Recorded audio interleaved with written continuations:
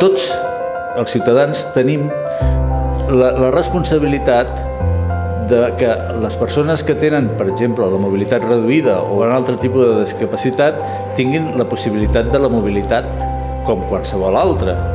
El dret a la mobilitat és un dret universal i l'hem de fer valdre entre tots. Existeixen una sèrie de normatives d'obligatorietat compliment per part dels ajuntaments. L'àrea d'urbanisme s'encarrega de comprovar que es compleixen aquestes normatives i aplicar-les en els projectes que executem nosaltres directament. Som especialment curosos en les barreres arquitectòniques existents per garantir la igualtat de tots els ciutadans en l'ús d'un equipament.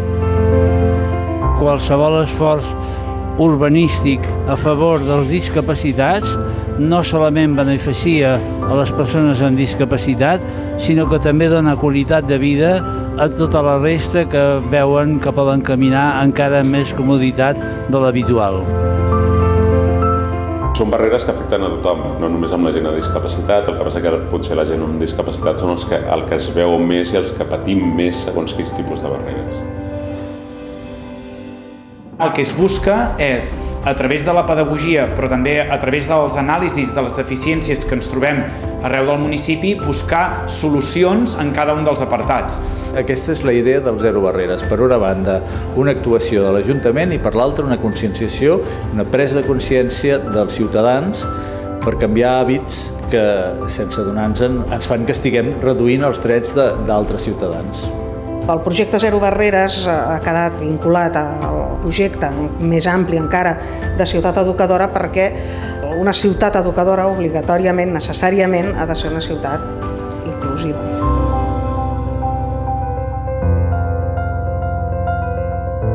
Que aquest projecte, a part de sensibilitzar molt a tota la població i a tots els grups d'edat, és indispensable en un poble que vol ser educador, que vol ser cuidador i per tant nosaltres hi hem de col·laborar. Hem vingut a que ens expliquin què és l'esport adaptat pels discapacitats.